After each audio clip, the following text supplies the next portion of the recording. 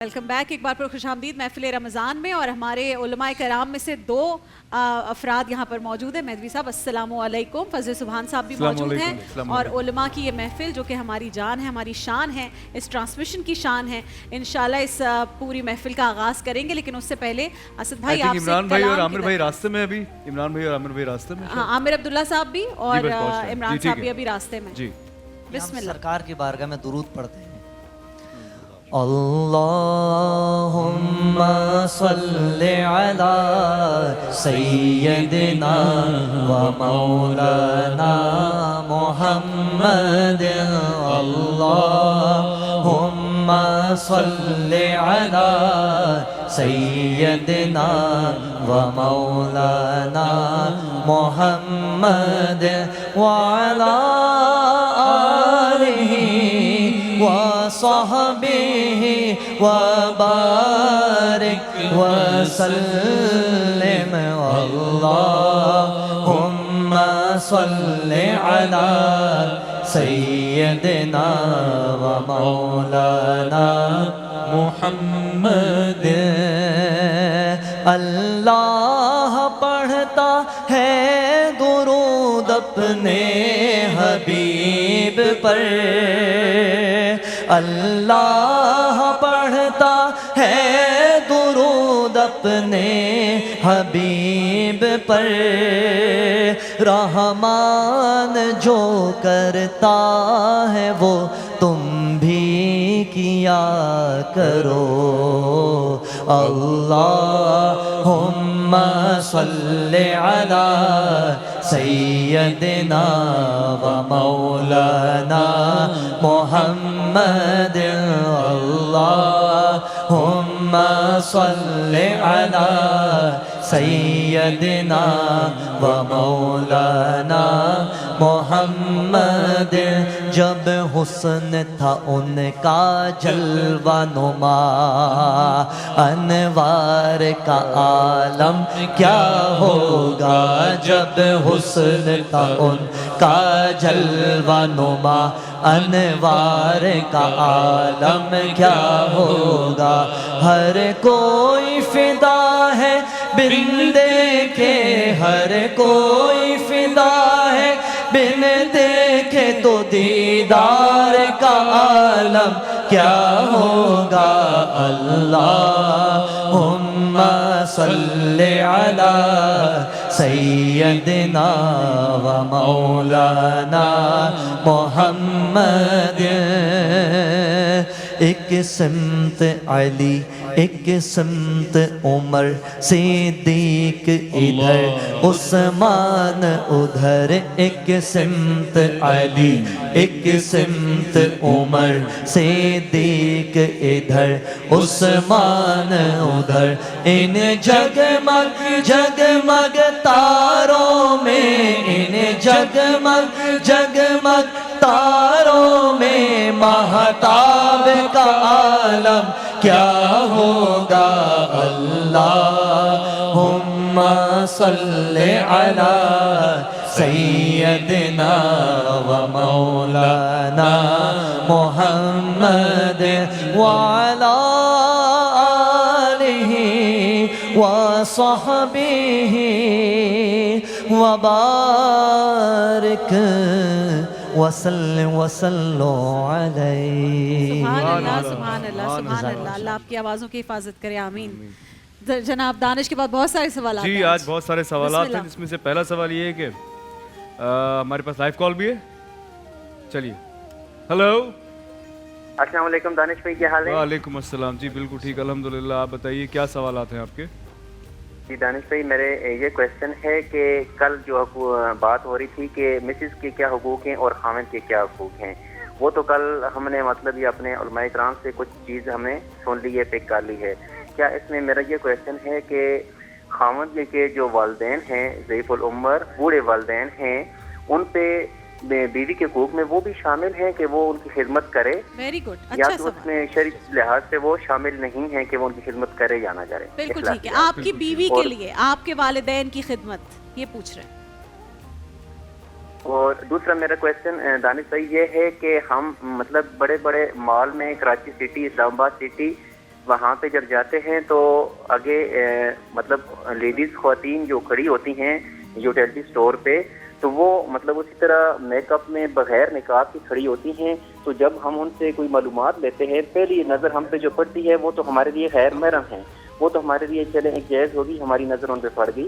دوسری مرتبہ جب ہم ان سے پتہ کرتے ہیں کہ کیا یہ فلاں چیز کا یہ کتنا ریٹ ہے کیا نہیں، تو وہ ہمارے لیے تو غیر محرم ہے، تو کیا وہ ہمارے لیے گناہ نہیں ہے کہ ہم ان سے بات چیت کر رہے ہیں، گفتگو کر رہے ہیں ساری؟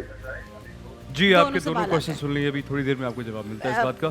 عمران خان صاحب السلام علیکم. عامر عبداللہ صاحب السلام علیکم. میں جانتی ہوں کہ کراچی کا ٹریفک سبب بنا ہوگا اور وہ ہم سب کی زندگیوں میں بہت ساری مشکلات کا سبب بن رہا ہے، لیکن السلام علیکم. جو ہمارے بھائی تھے ان کے سوال سے آغاز کریں گے. مہدوی صاحب آپ شروع کیجئے گا. بھائی کا سوال یہ تھا کہ میری بیوی پر یا کہ جو بھی ہماری بیویاں ہیں ان پر والدین کا مطلب مرد کے جو والدین ہیں ان کی خدمت کا کیا فرض ہے؟ بسم اللہ الرحمن الرحیم. دیکھیں ہماری آواز آ رہی ہے؟ آواز میرے خیال سے ہلکی آ رہی ہے. آواز ٹھیک ہے مہدوی صاحب کی؟ آپ بولیے گا، نہیں تو میں مائک لے آؤں. جی بسم اللہ الرحمن الرحیم. دیکھیں والدین کی جو خدمت ہے نا، وہ اصل میں اس شوہر پر یعنی مرد پر اپنے والدین کی خدمت واجب ہے. سب سے پہلے بالرسالہ وقضیٰ ربک الا تعبدوا الا ایہ وبالوالدین احسانا. اللہ نے اپنی عبادت کے ساتھ جن کی خدمت کا ذکر کیا ہے وہ والدین، یعنی یہ آخری معراج ہے اس خدمت کے ذکر کی کہ اللہ سبحانہ وتعالیٰ اپنی عبادت کے ساتھ ذکر کرے والدین کی خدمت کا. وبالوالدین احسانا.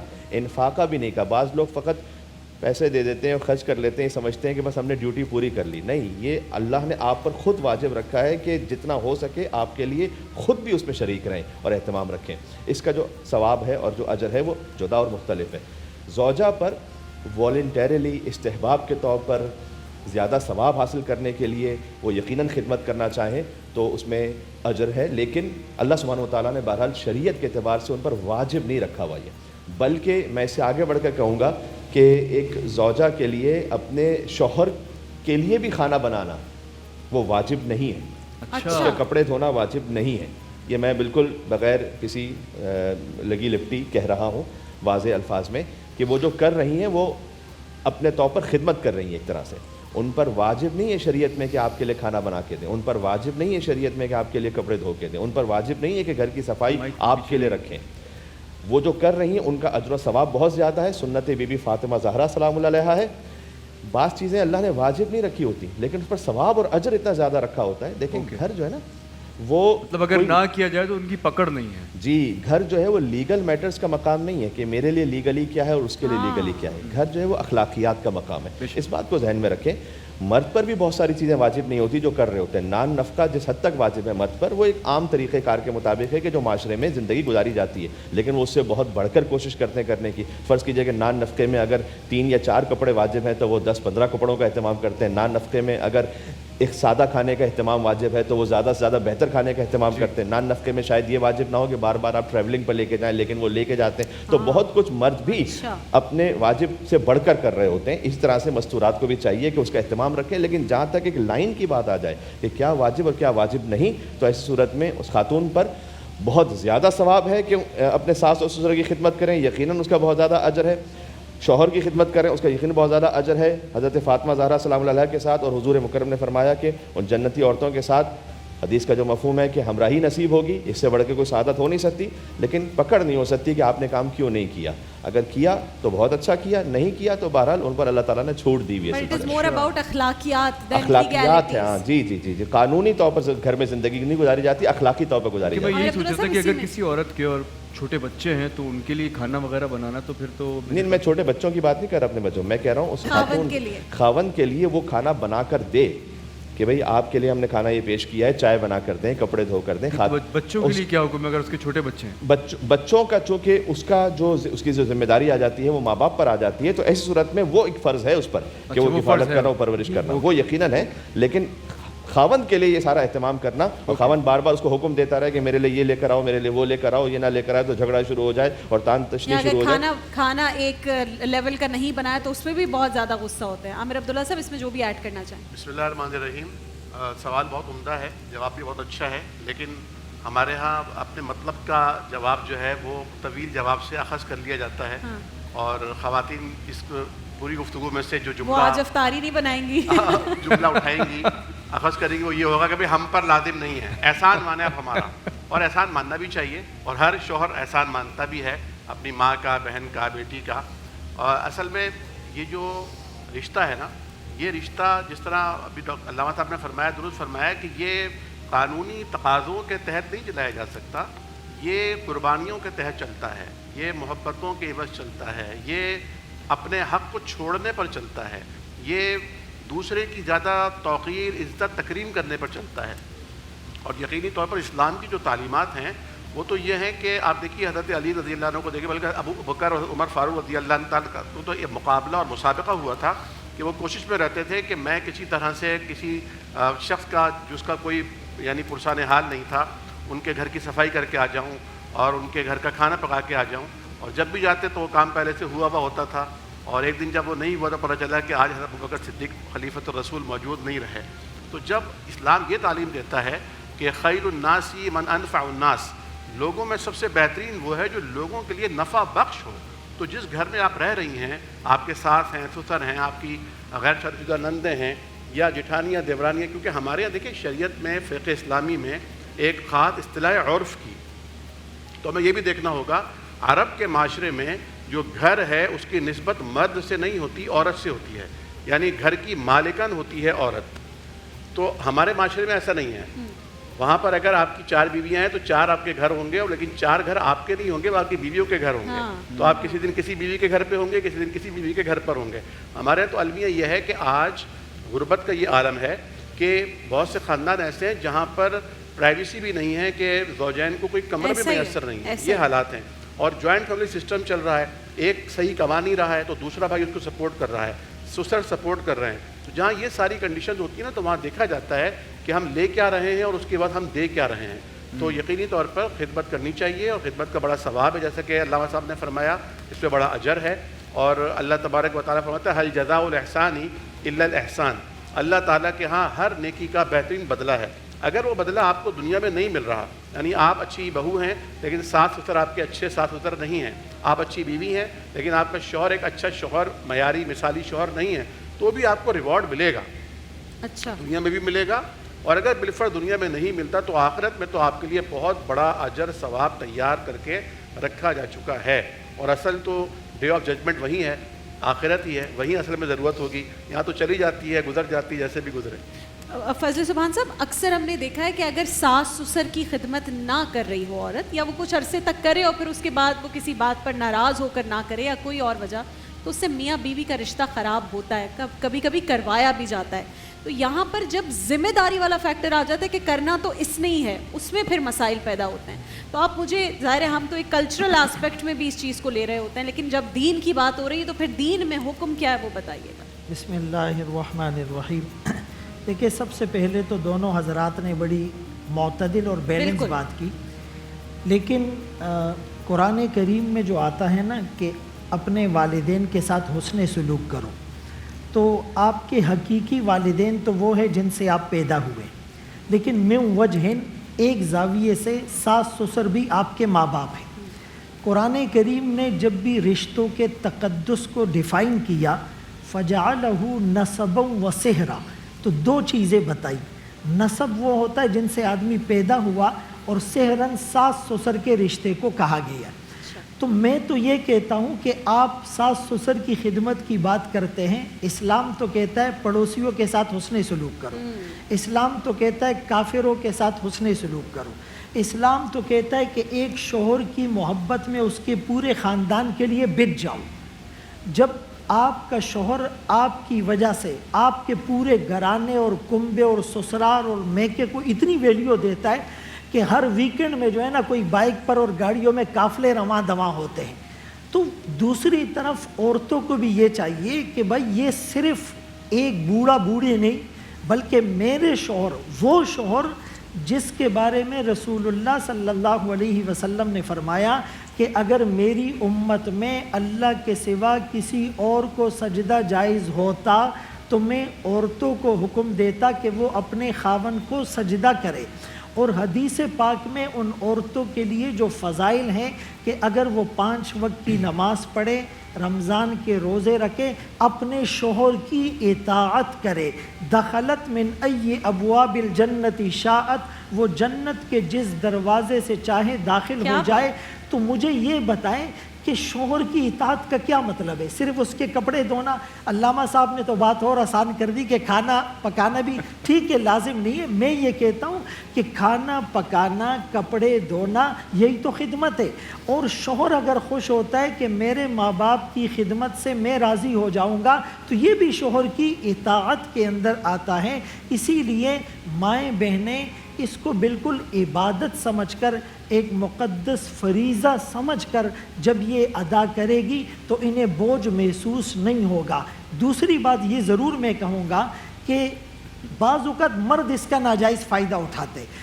جس انسان کو خود اپنے ماں باپ کی خدمت کرنی ہے، علامہ صاحب نے بڑا اچھا نقطہ بتایا، تو ہم چاہتے کہ میرے حصے کا کام بھی میری بیوی کرے، میرے بچوں کی کفالت بھی یہ کرے، میرے ماں باپ کی خدمت بھی یہ کرے، کھانا بنانا، کپڑے وغیرہ ساری چیزیں، ایون کہ بچوں کو اسکول تک چھوڑ کے آنا لے جانا اور شاپنگ بھی ان کے ذمے ہے۔ تو ایسا نہ کیا جائے بلکہ خود ہاتھ بٹایا جائے۔ رسول اللہ صلی اللہ علیہ وسلم نے حضرت علی، حضرت فاطمہ رضی اللہ عنہما کا جب نکاح ہو گیا تو ان کو جو تعلیمات ارشاد فرمائی، باقاعدہ ڈسکریمنیشن کر کے کہ گھر کے اندر کی ذمہ داری حضرت فاطمہ کی اور باہر کی ذمہ داری حضرت علی رضی اللہ عنہ کی۔ لیکن ہوتا کیا تھا کہ باہر کے کام بھی حضرت فاطمہ رضی اللہ عنہ کر رہی ہیں اور اندر کے کام بھی حضرت علی رضی اللہ عنہ فرما رہے ہیں، اور خود رسول اللہ صلی اللہ علیہ وسلم اپنے گھر کے کاموں میں اپنی بیویوں کا ہاتھ بٹاتے تھے اور یہ کہا کہ خیرکم خیرکم لأہلی،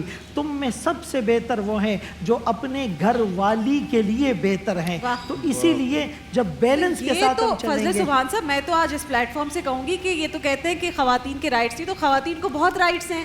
رول ڈیفائن ہو گیا کہ نان نفقہ مرد کی ذمہ داری ہے، تو کمانا تو اس نے باہر جا کے، لیکن یہ رول ڈیفائن نہیں ہوا کہ گھر کی ذمہ داری صرف عورت کی ہے۔ تو یہ تو بہت رائٹس دے دیے اسلام نے، ماشاءاللہ، زبردست معذرت کے ساتھ ایک جملہ خالی کہہ دوں گا باقی کہ بعض مرتبہ مرد حضرات اتنے لا تعلق ہوتے ہیں گھر کے معاملات سے کہ اگر آپ ان سے پوچھیں نا کہ آپ کا بیٹا کس کلاس میں پڑھتا ہے، اس کو پتہ نہیں ہوگا۔ بات ذہن میں میرے آ رہی تھی، جی ہاں، اس کو اپنی کلاس کا پتہ نہیں ہوتا۔ عورتیں ملٹی ٹاسکر بہت سارے ایسے مرد بھی ہیں جو اپنے ماں باپ کی خود خدمت نہیں کرتے ہیں، اور اگر وہ یہ چاہتے ہوں کہ یار میں تو نہیں کرتا لیکن میری بیوی یعنی خدمت کرے، خدا خواستہ نعوذ باللہ ایک مفت کی نوکرانی سمجھا ہوا ہے کہ چونکہ میں تو خود نہیں کر سکتا لہذا 24 گھنٹے وہ کرتی رہے، تو یہ رویہ بالکل غلط ہے۔ آپ خود کر کے بتلائیے، اس کے بعد اس میں بیوی اس میں شریک ہو جائے تو نور علی نور۔ ویسے کراچی میں نوکرانی نہیں، ہوم منسٹر ہے، کراچی کا ماحول الگ ہے، دانش بھائی کو پتہ ہوگا۔ بسم اللہ الرحمن الرحیم۔ میں خوشی خوشی اس بات کو قبول کرتا ہوں، میں کراچی میں رہوں یا کہیں بھی رہوں، میری ہوم منسٹر تو میری بیگم ہی ہے۔ جی بسم اللہ الرحمن الرحیم۔ میں 2-3 گزارشات کرنا چاہتا ہوں۔ پہلے ایک اصولی ہمارے ہاں فقہ حنفی میں ایک مسئلہ ہے، وہ یہ ہے کہ بعض اوقات جو شرعی احکام ہوتے ہیں ان کے اوپر عرف وہ غالب آ جاتا ہے، ٹھیک ہے۔ اس کی قرآن حکیم سے ایک مثال ہمیں ملتی ہے کہ قرآن حکیم میں مچھلی کے گوشت کو لحم طریہ کہا گیا ہے، یعنی ایسا گوشت جو کہ استعمال میں آتا ہے۔ لیکن جب عرف میں ہمارے ہاں اس کی مثال یہ دی جاتی ہے، ایک شخص یہ قسم کھائے کہ میں گوشت نہیں کھاؤں گا اور وہ مچھلی کھا لے تو ہمارے یہاں وہ حانث نہیں ہوتا، یعنی اس کی قسم نہیں ٹوٹتی۔ اس کا مطلب یہ ہے کہ ہمارے معاشرے میں کیونکہ مچھلی کے گوشت کو گوشت نہیں کہتے، مچھلی ایک عام لفظ استعمال ہوتا ہے تو وہ گوشت میں نہیں آتا، حالانکہ قرآن میں گوشت کا لفظ آیا ہے۔ یہ میں نے کیوں تمہید باندھی؟ یہ اس لیے تمہید باندھی ہے کہ ایک تو شرعی احکام ہے جس پہ علماء نے بڑی وضاحت سے بات کر دی کہ بھئی خاتون پر فرض نہیں ہے کہ وہ ساس سسر کی خدمت کرے، لیکن ایک ہمارے معاشرے کا عرف ہے، اور عرف یہ ہے کہ جب لڑکی نکاح کر کر کسی کے بھی گھر آتی ہے تو یہ بات طے شدہ ہے ہمارے معاشرے میں، ہمارے کلچر میں، کہ شوہر کا کھانا پکانا، شوہر کے کپڑے دھونا، شوہر کی خدمت اس لڑکی پر لازم ہے۔ اور اگر وہ جوائنٹ فیملی سسٹم ہے تو اس کے اندر پیرنٹس کو، نہ صرف پیرنٹس کو بلکہ باقی لوگوں کو بھی وہ کسی نہ کسی لیول پر اکوموڈیٹ کرے گی۔ جس طرح مفتی صاحب نے یہ بات ارشاد فرمائی، آپ نے یہ کہا کہ بھئی وہ بھی تو ایک طریقے کے والدین ہیں۔ آپ دیکھیں شرعی طور کے اوپر جب وہ لڑکی کسی مرد کے نکاح میں آتی ہے تو اب اس کا سسر قیامت تک کے لیے اس کے لیے حرام ہو گیا ہے، یعنی اگر ڈیورس بھی ہو جائے گی تب بھی وہ سسر سے جا کے نکاح نہیں کر سکتی۔ کیوں؟ کیونکہ ادھر حرمت قائم ہو چکی ہے, وہ اس کے باپ کے درجے کا ہے. تو جب وہاں باپ کے درجہ ہے, وہاں ماں کا درجہ ہے, تو خدمت کرنے میں کیا مصیبت آ گئی ہے؟ تو بالکل خدمت بھی کرے گی, ان کی تمام اطاعت گزاری بھی کرے گی. ہاں اس کے اندر یہ والی جو بات ہے کہ آپ اس کو نوکرانی بنا دیں, اس کے رائٹس کو ایکسپلائٹ کرنا شروع کر دیں, اس پر زبردستی کر دیں, خود کچھ نہیں کریں, ساری چیزیں بیوی سے ایکسپیکٹ کریں, یہ تو بالکل نہیں ہونا چاہیے, اس کو تو کوئی پروموٹ نہیں کرے گا. لیکن اتنا ریلیکس ہو جانا کہ جی اب ہم کھانا بھی نہیں پکائیں گے, اب ہم برتن بھی نہیں دھوئیں گے, اب ہم تمہارے دیگر کام بھی نہیں کریں گے, والدین کو بھی نہیں دیکھیں گے, تو یہ اسلامی شریعت کا تقاضا بالکل نہیں ہے. اور جس طرح بار بار یہ بات کی گئی کہ فیملی سسٹم کو لیگل بیسس کے اوپر نہیں چلتا, یہ اخلاقیات کے اوپر مبنی ہے. تو اس کے اندر جب وہ آپ کو اپنی بیٹی سمجھتے ہیں تو آپ کا بھی فرض ہے آپ ان کو اپنے والدین سمجھیں. شوہر آپ کی عزت کر رہا ہوتا ہے, آپ کی ہر طرح کی پروٹیکشن کرتا ہے. نان نفقہ کی جو بات کی شرعی طور کے اوپر, تو پھر اس کو 2 وقت کا کھانا دے, ٹھیک ہے نا, چند لباس دے, کمرہ اس کو ایک محدود دے دے, 240 گز کا گھر چاہیے, بہترین کھانے چاہیے, ہر عید بقرعید پہ کپڑے چاہیے, تو ریٹرن میں آپ اس کو کھانا بھی نہیں دے سکتی. تو ایسا نہیں ہو سکتا. میوچل انڈرسٹینڈنگ سے, میوچل تعاون سے رشتہ چلے گا. جب کسی چیز پر زور زبردستی شروع کر دیں تو کوئی کام مشکل نہ بھی ہو تو اس سے آپ پیچھے ہٹنا شروع ہو جاتے ہیں. وہ ریجیڈیٹی آ جاتی ہے, یہ نہیں ہونا چاہیے. انڈرسٹینڈنگ سے فیملی کو چلانا. الحمدللہ ہمارے معاشرے کے اندر یہ بات جو ہے یہ دونوں فریقوں کو پتہ ہوتی ہے. جتنے ہسبینڈز ہیں اور جتنے وائفز ہیں ہماری, جتنی ان کو یہ بات پتہ ہے, ان کی جو بھی کام ہے گھر کے یا باہر کے, وہ دونوں کو یہ بات ڈیفائنڈ ہے کہ ہم نے یہ کرنا ہے. اسی کو تو عرف کہتے ہیں. ہاں الحمدللہ ہمارے یہاں تو اس طرح کی پرابلم ایسا ہوتی بھی نہیں. اگر صبح سے یہاں تو ٹائمنگز کا بھی کوئی معاملہ نہیں ہے. صبح جو مرد نکلتا ہے کام کرنے کے لیے, وہ اب رات 10-11 بجے اس کو چھٹی ملتی ہے, پھر ٹریفک میں پھنستا ہوا بیچارہ گھر آتا ہے. گھر آ کر اگر اسے کھانا بھی نہیں ملے گا تو یہ تو پھر وہ نہ اخلاقیات والے اس پہلو میں یہ پوری بات آتی ہے, اور نہ جس معاشرے میں رہ رہے ہیں نا, چونکہ کروڑوں لوگ دیکھ رہے ہوتے ہیں, تو ہر طرح کی ایکسپلوئٹیشن ہر گھر میں ہو رہی ہے. ہو سکتا ہے کہ مرد ایکسپلوئٹ کر رہا ہو, ساس سسر بھی ایکسپلوئٹ کرتے ہیں, کبھی بہو ظلم کرتی ہے, بہو جھڑک رہی ہوتی, کبھی ساس سسر گالیاں دے رہے ہوتے ہیں. ساس سسر کے لیے ہوتا ہے کہ تم نے ہمیں صبح اٹھتے اٹھتے جو ہے وہ آ کے فوراً ادب کر کے سلام کیوں نہیں کیا, تم اپنے وہاں پر جو ہے وہ کیوں چلی گئی اپنے بچے کے پاس. تو اتنی چھوٹی چھوٹی باتوں پر تو ہر طرح کے لوگ ہر جگہ رہ رہے ہیں. تو کہیں پر بھی ظلم ہو, چاہے بہو ساس سسر پر کر رہی ہو, ساس سسر بہو پہ کر رہے ہوں, یا شوہر زوجہ پر زوجہ شوہر, ظلم کی اجازت نہیں ہے. کوشش کریں کہ عام اخلاقیات کے ساتھ مہربانی کے ساتھ. ہمارے ساتھ ایک لائیو کالر ہے. ہیلو, السلام علیکم. وعلیکم السلام. جی فرمائیے, کون کہاں سے بات کر رہے ہیں؟ میں کراچی سے ارم بات کر رہی ہوں. جی رم. میرا سوال یہ ہے کہ اگر شوہر کی آمدنی قلیل ہو, ایسی ہو کہ صرف گزر بسر ہی ہوتا ہو, تو کیا ایسی صورت میں بیوی جو ہے اپنا حق مہر شوہر کو معاف کر سکتی ہے یا نہیں؟ ٹھیک ہے. اگر شوہر کی آمدنی کم ہے, مختصر ہے, تو ہاں مختصر اس کا جواب یہ, بیوی تو اگر اس کے پاس بہت آمدنی آ رہی ہو تب بھی محبت میں چاہے تو اس کو معاف کر سکتی ہے. شوہر بہت سارے تحفے آپ کو بغیر اصولوں کے اور قواعد کے دے رہا ہوتا ہے, تو اگر آپ محبت سے معاف کر دیں تو بالکل کر سکتی ہیں. لیکن اگر معاف نہ کریں تو یہ شوہر کی ذمہ داری ہے, ہر حال میں اس کو مہر ادا کرے گا. جی قرآن کریم میں ہے آتوا النساء صدقاتہن نحلا, عورتوں کو ان کا مہر دو دل کی خوشی سے. تو مہر فوراً دینا چاہیے, اتنا انتظار اور نوبت کیوں آ گئی کہ ابھی تک دیا نہیں, نمبر 1. پھر معافی میں دل کی خوشی ضروری ہے. آج عرف میں عورت کو پتہ ہے مانگوں گی تو میری خیر نہیں, اور اگر معاف کر دوں گی تو وہ بادل ناخواستہ معاف کرتی ہے, تو ایسی معافی کا اعتبار نہیں ہوتا. بہتر طریقہ یہ ہے کہ آپ ایک دفعہ مہر اس کے حوالے کر دیں, پھر اگر وہ کسی طرح آپ کو واپس لوٹانا چاہے تو ٹھیک ہے. لا یحل مال امرئ الا بطیب نفس منہ, کسی مومن کا مال کسی کے لیے حلال نہیں مگر دل کی رضامندی سے. آج کے معاشرے میں مہر نہیں دیا جا رہا, بہن بیٹی کو میراث میں حصہ نہیں دیا جا رہا, تو اتنا ریلیکس کر کے ہم پیش کریں گے. ایک اور چیز شروع ہو گئی, وہ کہتے ہیں جو گولڈ کی قیمت اب اتنی زیادہ ہو گئی, جو سونا ہم دے رہے ہیں ایز اے گفٹ بہو کو, وہی مہر ہے, اس کو اسی میں کاؤنٹ کرے. وہ آپ نے اس وقت اگر کنسیڈر کر دیا, نومینیٹ کر دیا کہ یہ جو میں آپ کو سونا دے رہا ہوں یہ مہر کے عوض میں دے رہا ہوں, تو ٹھیک ہے. وہ چاندی دے رہا ہوں مہر کے بدلے میں دے رہا ہوں تو ٹھیک ہے. لیکن اگر شوہر یہ کہہ رہا ہے کہ میں مہر کے عوض میں دے رہا ہوں, لیکن وہ لڑکی ایکسیپٹ نہیں کر رہی ہے بات کہ یہ الگ ہے اور مجھے مہر الگ چاہیے, پھر کیا ہوگا؟ یہ وقت نکاح پہ یہ بات طے کرنی پڑے گی. اسی وقت اگر لڑکی کہے گی میں اس کو قبول نہیں کرتی, مجھے علیحدہ کچھ چاہیے, تو جو لڑکی ڈیمانڈ کرے گی شوہر اس کو دینے کا پابند ہوگا. ایک اور سوال, اگر اس وقت حالات برے ہیں اور مہر معاف ہو گیا, پھر حالات اچھے ہو گئے, تو وہ معافی دوبارہ سے ریٹرن ہو سکتی ہے؟ وہ معاف تو ہو گیا تو مسئلہ ختم ہو گیا, بعد میں تحفے کے طور پہ جو چاہے استحسان کے طور پہ دے دیں. ٹھیک ہے, کچھ ایڈ کریں گے دوسرے سوال؟ اچھا ایک بڑا انٹرسٹنگ سوال ہے, اسی بات کو آگے بڑھاتے ہوئے انہی کی تائید میں کہ جیسے کہ فرمایا گیا نا کہ آپ کسی کی مروت سے فائدہ اٹھا کر اس کو معاف نہیں کروا سکتے. یعنی یہ کہ ظاہر میں حالات ایسے ہو گئے کہ اس نے کہہ تو دیا کہ میں نے معاف کر دیا, لیکن کیا آپ واقعاً دل سے جانتے ہیں کہ معاف کیا یا نہیں کیا؟ مثلاً ابھی ازدواج ہوا ہے, ابھی پہلا دن ہے, اور شوہر خود یہ کہے, ایسے واقعات ہوتے ہیں کہ وہ مہر ہے نا وہ معاف کر دو, وہ ختم. اب وہ بیچاری اس کو اپنا گھر چلانا ہے, وہ اگر سامنے سے پلٹ کر یہ کہے کہ نہیں میں تو چاہتی ہوں مہر, تو پہلے ہی دن گھر میں جھگڑا ہو جائے گا اور پہلے ہی دن فساد شروع ہو جائے گا. وہ اپنا خاندان بچانا چاہتی ہے, اپنی فیملی لائف بچانا چاہتی ہے, اس نے کہہ دیا کہ یہ معافی نہیں ہے, یہ قابل قبول نہیں ہے. دل سے معاف کرنا, دل سے آپ کو پتا ہو. میں ایک مثال دیتا ہوں. میں آپ فرض کیجیے آپ نے کوئی رسٹ واچ پہنی تھی, میں نے کہا بڑی اچھی لگ رہی ہے, دکھائیے گا تو صحیح مجھے, اور میں نے مروت کا فائدہ اٹھاتے ہوئے سامنے والا شخص یہ کہے کہ جناب اب کیا علامہ صاحب سے کہیں کہ نہیں بھائی یہ میرا تحفہ ہے, میں نہیں دینا چاہتا. میں نے کسی مروت اپنے مقام کا فائدہ اٹھاتے ہوئے لے لیا وہ. تو میں نے کہا سامنے سے کہ سامنے والے نے تو منع ہی نہیں کیا مجھے, اس نے تو کہا ٹھیک ہے صحیح ہے, لیکن میں جانتا ہوں کہ جناب اپنے دل کی اس کی کیفیت کچھ اور ہے, یہ مروت کا میں فائدہ نہیں اٹھا سکتا. نہ زوجین میں ہو سکتا ہے, شوہر زوجہ میں, نہ کسی اور معاملے میں ایسا ہو سکتا ہے. تو مہر بھی اس طرح معاف نہیں کروایا جا سکتا. وہ دل سے بالکل رضامندی سے معاف کر دے, اس کا اجر و ثواب بہت زیادہ بیان کیا گیا, جنت میں بہت عالی مقام بیان کیا گیا, لیکن یہ ہونا دل سے چاہیے. ٹھیک ہے, اب ایک اور سوال جو میں چھوڑ کر جا رہی ہوں بریک پہ, وہ یہ آیا ہے کہ کیا شرعی مسائل کے لیے چیٹ جی پی ٹی کا استعمال کیا جا سکتا ہے یا نہیں؟ عامر عبداللہ صاحب سے پوچھیں گے ایک بریک کے بعد, کیونکہ لاہور اور اس کے مضافات میں اذان مغرب کا وقت ہوا جاتا ہے. Welcome back. محفل علماء جاری ہے اور ہم کوشچن لاسٹ پوچھ کر گئے تھے عامر بھائی سے کہ کیا شرعی مسائل کے حل کے لیے ChatGPT app کا استعمال کرنا صحیح ہے یا نہیں؟ استعمال کرنا پوچھا آپ نے یا اعتماد کرنا پوچھا؟ استعمال کرنا. آپ دونوں کے جواب بتائیے. بسم اللہ الرحمن الرحیم. بہت اچھا سوال ہے, اور علامہ اقبال کا ایک شعر تھا بڑا خوبصورت, شاید اس کا دوسرا اگر صحیح پڑھ دوں میں, کہ آئین نو سے ڈرنا, طرز کہن پہ اڑنا, مشکل یہی کٹھن ہے, منزل یہی کٹھن ہے قوموں کی زندگی میں. تو جب ویکیپیڈیا آیا تو اس پر بہت اعتراضات ہوئے, اور اسی طرح جب مکتبۃ الشاملہ آیا اس پر بہت آوازیں کسی گئیں, بہت باتیں بنائی گئیں.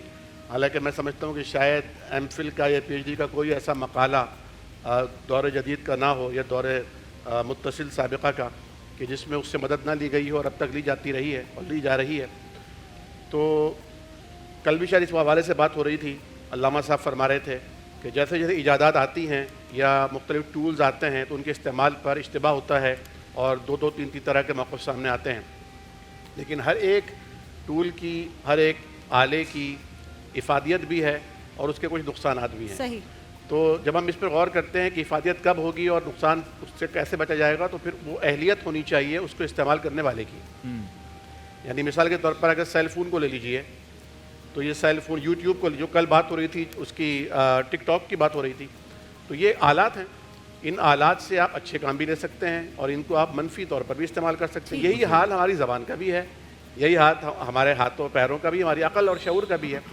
تو چیٹ جی پی ٹی جو ہے وہ ایک ٹول ہے, ایک آلہ ہے اور ایک مشین ہے. اب دیکھنا یہ ہے کہ کیا یہ باقاعدہ کوئی حصی وجود رکھتا ہے؟ تو نہیں. کیا یہ ہر ایک کو ایک ہی جواب دیتا ہے؟ نہیں. یہ سننے والے کے میکانزم کو دیکھ کر, اس کے شعور کو دیکھ, یعنی اس کا آئینہ بنتا ہے. آپ جو پرومپٹ دیں گے اسے, جس طرح آپ اس سے بات کریں گے, اگر آپ ذہین ہیں تو وہ آپ سے ذہانت کے ساتھ بات کرے گا. اچھا. اگر آپ غبی ہیں تو وہ غبی جواب دے دے گا آپ کو. آپ ایک سطر کا سوال پوچھیں گے, ایک سطر کا جواب دے دے گا. اگر آپ یہ سمجھتے ہیں کہ چیٹ جی پی ٹی سے آپ دینی مسائل کے بارے میں استفسار کریں اور اس کے فتوے پر اعتماد کریں, تو یہ تو بالکل مناسب نہیں ہے. اچھا. کیونکہ اس میں بے شمار ایرر آ سکتے ہیں. وہ ایک اے آئی ہے, اس میں غلطی کا اشتباہ ہو سکتا ہے. وہ عموماً بہت ساری ویب سرچر نہیں ہے, وہ مختلف جو چیزیں اس کو دی گئی ہیں, کتابیں اس نے جو ریڈ کی ہیں, ان کتابوں کو دیکھ کر وہ سرسدے جواب دیتا ہے. پھر آپ کا سوال اگر مناسب نہیں ہے اور مکمل نہیں ہے, کیونکہ سوال آدھا علم ہوتا ہے, اگر آپ سوال مناسب کر رہے ہیں تو جواب بھی مناسب آئے گا. تو آپ کو بتانا چاہیے کہ آپ کس مسلک یا کس مکتبہ فکر کو فالوور ہیں, آپ کس زاویہ مکتب سے سوال پوچھ رہے ہیں, تو وہ آپ کو اسی حوالے سے جواب دے گا. اب آپ اگر وہ آپ کو کوئی جواب دیتا ہے, ریفرنس دیتا ہے ایون, کیونکہ کبھی کبھی وہ اتنا بڑا بلینڈر مار دیتا ہے کہ وہ آیت ہی نہیں ہوتی قرآن میں اور وہ آیت بنا کے اسے پیش کر رہا ہوتا ہے, عربی کا کوئی فقرہ ہے. چیٹ جی پی ٹی کا کوئی مکتبہ فکر نہیں ہے. ہاں, کوئی مکتبہ فکر نہیں ہے. وہ تو قرآن کی آیت بھی غلط ہے, وہ جسٹ لائک ایک اینکر ہے, وہ جسٹ لائک ایک ایڈیٹر ہے. آپ اسے اپنا خیال دیتے ہیں اور وہ آپ کے خیال کو مربوط کر دیتا ہے. ٹھیک ہے. آپ اپنے نکات دیتے ہیں, وہ آپ کے نکات کی ایڈیٹنگ کر دیتا ہے. آپ کوئی تحریر دیتے ہیں اور وہ اس تحریر کو موڈیفائی کر کے نوٹ پلگ سوار کر آپ کے سامنے لے آتا ہے. آپ کہہ رہے ہیں استعمال غلط نہیں ہے, لیکن اعتماد نہیں کر سکتے, اعتماد نہیں کر سکتے, استعمال کر سکتے ہیں. طلبہ کے لیے بہت مفید ہے, لیکن عام حضرات کے لیے دیکھیں ہر مسجد میں, اور ماشاءاللہ پاکستان ایک بہت بڑی نعمت ہے اس زاویہ نگاہ سے بھی کہ ہر محلے میں, ہر گلی میں مساجد موجود ہیں. جی الحمدللہ. تو آپ کسی بھی مسجد میں جا کر, میں تو کہتا ہوں کسی بھی مسجد میں جا کر آپ جا کر یہ سوال کر سکتے ہیں کہ جناب مجھے یہ مسئلہ درپیش ہے, اور معذرت کے ساتھ میں جس گھر میں پیدا ہوا ہوں اس گھر والوں کا مسلک یہ ہے, تو ذاتی میں میرا بھی مسلک یہ ہو گیا ہے, تو آپ مجھے اس مسئلہ سے جواب دے دیجئے. تو ان کے پاس موبائل فون ہوگا, اس پہ ان کے پاس نمبرز ہوں گے. جیسے میرے پاس کوئی اگر آئے شیعہ مکتب فکر کا نوجوان, اور وہ کہے کہ جناب میں شیعہ ہوں, شیعہ گھرانے میں پیدا ہوا, تو مجھے ایک مسئلے کا حل چاہیے, تو میں علامہ مہدوی صاحب کا نمبر ملا دوں گا, علامہ علیم رحمانی کا ملا دوں گا, کسی بھی تشیعوں کے عالم کا, یا دیوبندی وقت فکر یا بریلوی وقت فکر, تو ان سے میں رہنمائی لے کر جواب دوں گا. تو دیکھیں آپ استعمال کر لیں چیٹ جی پی ٹی کو, لیکن جو دار و مدار رکھیں وہ اہل ذکر پہ رکھیں, کیونکہ قرآن نے بھی کہا فاسألوا اہل الذکر ان کنتم لا تعلمون, اگر تمہیں معلوم نہیں ہے تو اہل علم سے پوچھو, اہل ذکر سے. کیا بات ہے. ایک کال لے لیں پھر اس پہ جواب دے دیجیے گا. کالر ہے دانش. جی ہیلو, السلام علیکم. وعلیکم السلام. دانش بھائی کیسے ہیں آپ؟ جی الحمدللہ. آپ سب کو رمضان مبارک ہو. میرا سوال یہ ہے, میں ڈائلسس پیشنٹ ہوں, ہفتے میں 3 دن میرے ڈائلسس ہوتے ہیں, میرے لیے روزے کا کیا حکم ہے؟ ٹھیک ہے, ڈائلسس میں روزے کا کیا حکم ہے, کچھ کہنا چاہیں گے مہدوی صاحب اس میں؟ میں کہنا, آپ نے ان کی تجھیح میں پھر کہہ دوں گا, بات کر لوں گا. جی ڈائلسس بھی اور پھر چیٹ جی پی ٹی والا بھی آپ کچھ کہنا جو چاہ رہے ہیں. جی ڈائلیسس والا مسئلہ تو یہ ہے کہ ڈائلیسس کا مریض اگر روزہ رکھنے پر قادر ہو, اس کی طبیعت خراب نہیں ہوتی ہو, تو روزہ رکھ سکتا ہے. ڈائلیسس سے روزے پر کوئی اثر نہیں پڑتا, اسی لیے کہ ایک پائپ سے خون نکل کر واش ہو کر دوسرے پائپ کے ذریعے جسم میں آتا ہے, لیکن جو معتاد منفذ اور راستے ہیں منہ کے ذریعے سے نہیں آتا, اسی لیے اس میں تو روزہ رکھا جا سکتا ہے. یہ بہت اہم سوال تھا. قرآن نے کہا فاسألوا اہل الذکر, کہ اہل ذکر اور علم والوں سے سوال کرو. اس کے پیچھے حکمت کیا ہے کہ علماء سے آپ کا ایک تعلق قائم ہو جائے, مسجد اور مدرسے سے آپ کی ایک نسبت قائم ہو جائے. اسی لیے رسول اللہ صلی اللہ علیہ وسلم نے فرمایا العلماء ورثۃ الانبیاء, علماء نبیوں کے وارث ہیں. ایک خاص ایجنڈے کے تحت لوگوں کو ویسے ہی مسجد مدرسے علماء سے بدزن کرنے کی سازش ہو رہی ہے. تو اگر آپ ہر چیز چیٹ جی بی ٹی یا کسی بھی ڈیجیٹل پلیٹ فارم سے حاصل کریں گے تو تھوڑا بہت جو مسجد آنا جانا وہ بھی ختم ہو جائے گا. اچھا, حدیث پاک میں فرمایا کہ من افتیٰ بغیر علم, جو بغیر علم کے فتویٰ دیتا ہے تو اس کا گناہ فتویٰ دینے والے پر ہوتا ہے, اور لینے والے پر اس لیے ہوتا ہے کہ وہ غلط جگہ پر گیا کیوں. چیٹ جی بی ٹی کے بارے میں یہ مکمل رپورٹ ہے کہ کمپیوٹر کو بھی پہلے گاربیج ان اور گاربیج آؤٹ کہا جاتا تھا. مختلف لوگ اس میں مختلف چیزیں ڈال دیتے ہیں, اس میں قادیانیوں کے, ملحدین کے, یہود و نصارہ کے کانٹینٹ کو بھی ڈالا گیا ہے. قرآن کا تحریف شدہ ترجمہ بھی ہے. تو اب جس کے پاس اپنا علم مضبوط ہو وہ تو ویریفائی یا جج کر پائے گا کہ یہ صحیح ہے یا غلط ہے. عام لوگوں کے لیے خطرے میں پڑنے کا بہت خدشہ ہے. اور یہ جو فرمایا ان ھذا العلم دین, محمد ابن سیرین رحمۃ اللہ علیہ نے کہا علم دین ہے. فانظروا عمن تأخذون دینکم, تم غور کرو اپنا دین کس سے لے رہے ہو. ولا تقف ما لیس لک بہ علم, قرآن کریم کی واضح آیت ہے, اس کے پیچھے نہ پڑو جس کا تمہارے پاس علم نہیں. تو ان اصولوں کو مد نظر رکھ کر آپ استفادہ کر سکتے ہیں, استعمال کر سکتے ہیں, لیکن کمپلیکیٹڈ اور تحقیقی مسائل میں کسی عالم کے پاس جانا, وہ آپ سے پوچھے گا آپ کے حالات کیا ہے, آپ کماتے کتنا ہے. عالم تو پورا سیناریو معلوم کر کے جواب دے گا, اور چیٹ جی بی ٹی پہ آپ اپنے مزاج کا مسئلہ پوچھ کر اپنی مرضی کا جواب لے کر خوش خوش واپس آ جائیں گے. اور چیٹ جی پی ٹی میں آپ کو منتھلی پیسے بھی دینے پڑیں گے.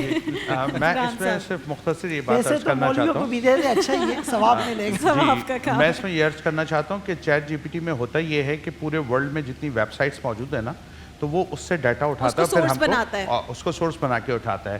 تو آپ کو یہ پتہ ہے اب ان میں اگر میں اپنی کوئی سائٹ بناؤں گا تو وہ ڈائریکٹ مجھ سے نہیں لے گا، پہلے وہ ان سے لے گا جو ورلڈ وائڈ ایکسیپٹڈ ہے.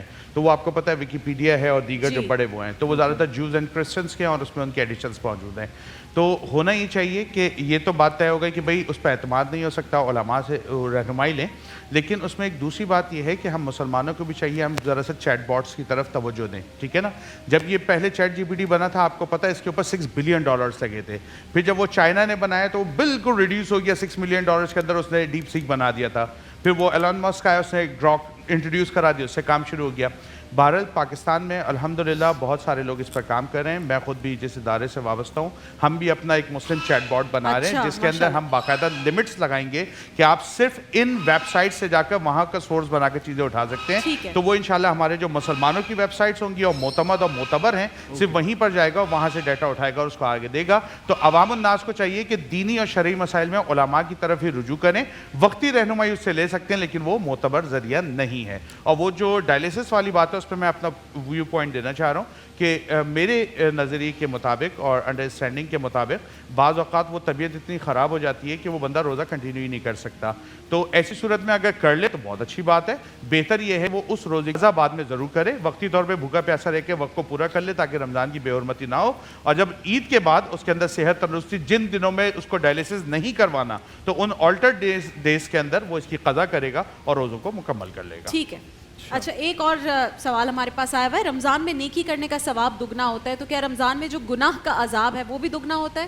عامر عبداللہ صاحب. یقینی طور پر رمضان المبارک کا شاید پہلے دن بھی اس بارے میں کافی بحث ہوئی تھی.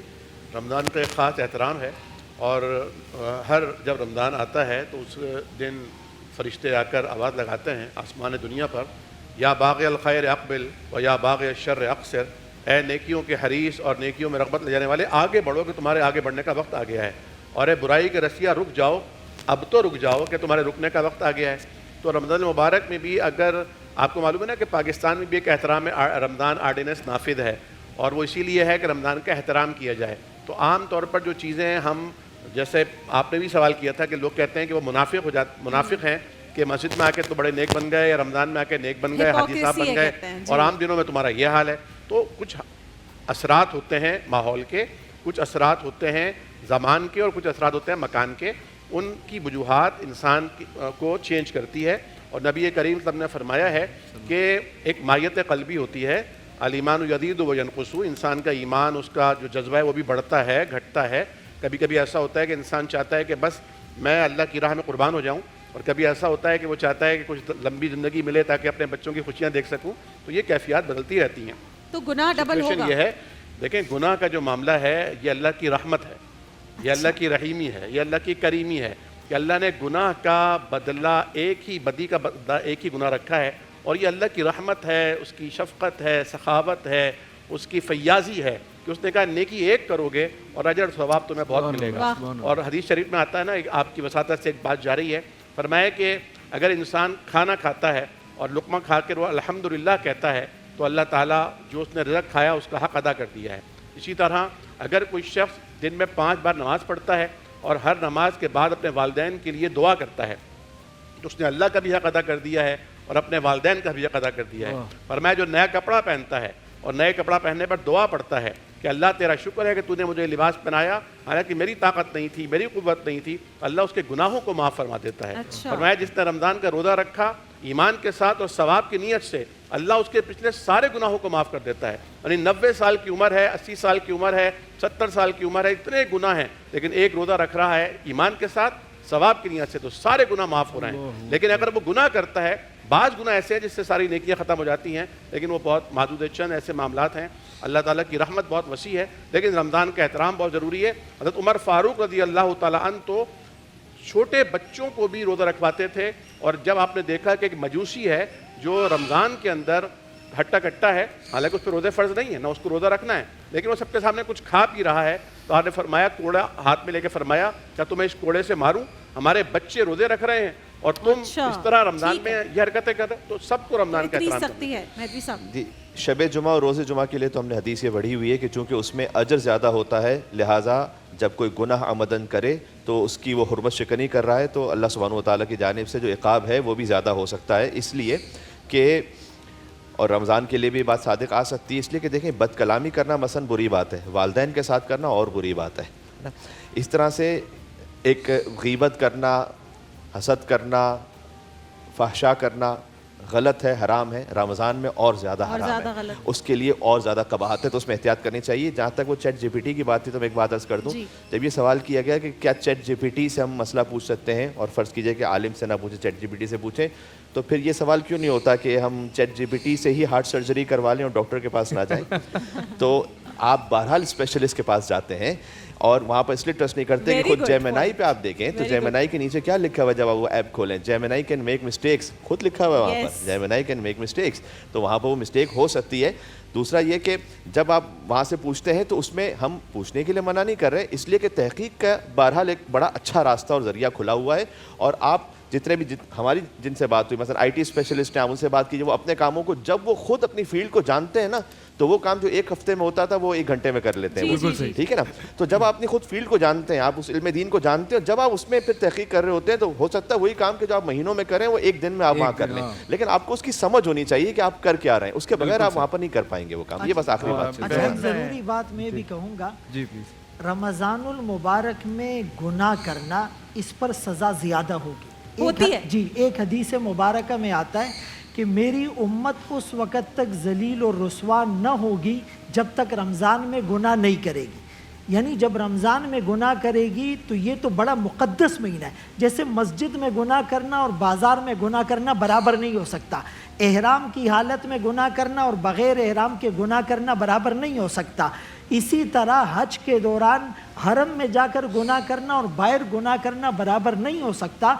हाँ, अल्लाह की शान करीमी वो अल्लाह बड़े गुनाहगार को बख्श दे, लेकिन रमज़ानुल मुबारक में गुनाह करने पर सज़ा ज़्यादा होगी। और मैं बस इसमें एक चीज़ ऐड करूँगा, सारे व्यू पॉइंट्स आ गए कि गुनाह जो है ना, इमाम गज़ाली ने बड़ी शानदार बात किया, आपने फरमाया किसी गुनाह को छोटा नहीं जानना चाहिए, ठीक है ना। और अगर आप छोटे गुनाहों पर भी तकरार करेंगे तो वो कबीरा बन जाएगा। और फिर आपने फरमाया उसकी वजह यह है कि गुनाह बुनियादी तौर पर अल्लाह के साथ लड़ना है कि अल्लाह फरमाए काम नहीं करो, तुम कहो मैं करके दिखाऊंगा, अल्लाह कहे ये नहीं करना, आप कहो मैं करके दिखाऊंगा। तो ये अल्लाह से खुली जंग है, इससे तो आम हालात में बचना चाहिए, चाहिए जाए कि बंदा तो रमजान शरीफ के अंदर इस गुफ्तगू से डर कर ही या ये बातों से ये समझ कर ही कि डबल होगा ना करें गुनाह। हाँ, बेहतर ये कि उससे इज्तिनाब करें, फायदा होगा, आपका भी फायदा होगा। जज़ाकल्लाह, बहुत बहुत शुक्रिया आप चारों का। देखिए महफिल रमजान लाइव ट्रांसमिशन रोजाना दोपहर 2 बजे से सिर्फ ड्रीम एंटरटेनमेंट पर।